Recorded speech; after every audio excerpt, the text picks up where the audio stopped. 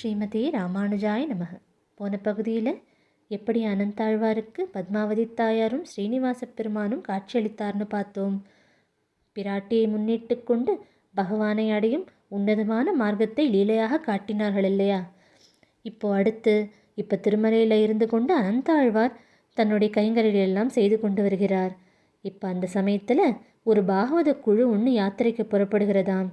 பகவானுக்கு திருமலையில் இருக்கும் பகவானை சேவித்து அங்கு ததியாராதனை செய்ய வேணும்னு இச்சையோடு கிளம்புகிறார்கள். ஆனால் அந்த யாத்திரையானது பொருளாதார தடையினால் தடைபடுகிறது. தொடர்ந்து அவர்களால் பயணம் மேற்கொள்ள முடியல. உடனே அவர்களுக்கெல்லாம் ரொம்பவும் கஷ்டமாக போய்விடுகிறதாம். ஸ்ரீனிவாச பெருமானை நோக்கி பணிகிறார்கள்.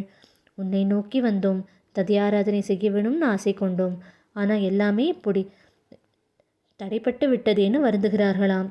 அப்போ அந்த இடத்துக்கு ஒரு இளைஞன் வருகிறான். அப்போ அந்த இளைஞன் சொல்கிறானாம், நான் அனந்தாழ்வாரோட சீடர், திருமலையிலிருந்து வருகிறேன். என் ஆச்சாரியர் தான் உங்களுக்கு உதவி செய்ய வேண்டும் என்பதற்காக இங்கே என்னை அனுப்பி வைத்தார்னு சொல்கிறார்.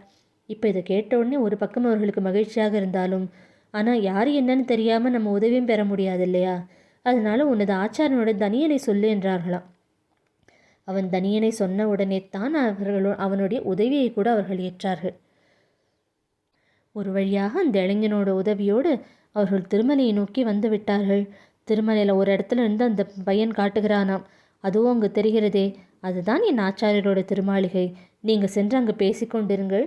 எனக்கு அவர் வேறு சில கட்டளைகள் எல்லாம் இட்டிருக்கிறார். அதையெல்லாம் நான் முடித்து விட்டு வருகிறேன்னு சொல்லிவிட்டான். இப்போ அந்த வைணவ குழு நேராக அனந்தாழ்வாரிடம் போகிறதாம். அவரிடம் நன்றி தெரிவிக்கின்றனர். அப்போ அவருக்கு ஒன்றுமே புரியவில்லை அனந்தாழ்வாருக்கு. நீங்கள்லாம் யார், எங்கிருந்து வருகிறீர்கள் கேட்க அவர்கள் நடந்ததை எல்லாம் சொல்கிறார்கள். தங்களுடைய கிருபையினால்தான் அந்த இளைஞன் வந்து எனக்கு உதவி செய்தான், அதனால தான் நாங்கள் இந்த காரியத்தை செய்ய முடிந்ததுன்னு சொல்ல, அப்பவும் அவருக்கு ஒன்றும் புரியவில்லையாம். நான் யாரும் அனுப்பவில்லையே, எனக்கு இங்கு யாரும் சீடர்களே இல்லைன்னு சொன்னாராம் அனந்தாழ்வார். அப்புறம் அவர் விவரமாக எல்லாவற்றையும் சொல்ல, அவனுடைய பெயர் என்னன்னு கேட்க அவன் தன்னை ஸ்ரீனிவாசதாசன்னு சொன்ன உடனே இப்போ அனந்தாழ்வாருக்கு எல்லாம் விளங்கிவிட்டது. பகவானான ஸ்ரீனிவாசனைத்தான் தன்னை தனது சீடனாக மாற்றிக்கொண்டு தங்களுக்கு உதவி செய்திருக்கிறான்னு சொல்லி அவருக்கு ஒரே ஆனந்தமாக போய்விட்டதாம். இது எல்லாம் உங்களுடைய பக்தியோட காரணம்தான்னு சொல்கிறார் அனந்தாழ்வார். ஆனால் அந்த குழுவில் வந்தவர்கள் எல்லாம், இது எங்களோட பக்திக்குன்னா அவன் நேரடியாக வந்து செய்திருப்பான் இல்லையா, தங்களுடைய சீடன்னு சொல்ல வேண்டிய அவசியம் இல்லையே, அதனால் இது எல்லாம் உங்களுடைய பக்தியே காட்டுகிறதுன்னு அனந்தாழ்வாரை போற்றுகிறார்கள். இப்படி எண்ணற்ற லீலைகளை எம்பெருமான் செய்தான் அனந்தாழ்வாரோடு. பாகவதர்களோடு பக்தர்களோடு விளையாடுவது அவனுக்கு அத்தனை ஆனந்தத்தை கொடுக்கிறது. அதனால தான் அனந்தாழ்வாரோடு இத்தனை லீலைகள் செய்தான். அது மட்டுமல்ல, அனந்தாழ்வாரோட ஆச்சாரிய பக்தி அவனுக்கு மிகவும் பிடித்ததில்லையா?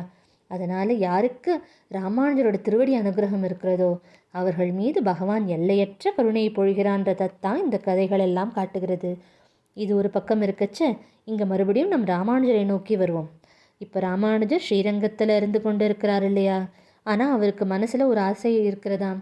திருக்கட்சி நம்பிகளையும் திருமலைக்கு வந்து பெரிய திருமலை நம்பிகளையும் பார்க்க வேணும்னு ஒரே ஆசை இருந்தது.